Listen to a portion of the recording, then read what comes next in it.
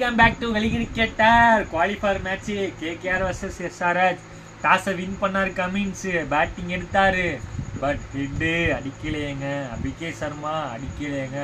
நிதிஷ் ரெட்டி அடிக்கலையேங்க. டாமினேஷன் பண்ணிட்டாங்க கேகேஆர். சொல்ல போனால் ராகுல் திருப்பதி அவரும் அவுட்டுங்க. ஆக்சுவலாக அவங்க ரிவ்யூ கேட்கல, அப்படிலாம் 160 வந்திருக்காது. பட் பேட் கமின்ஸ் வந்து வேற லெவலுங்க.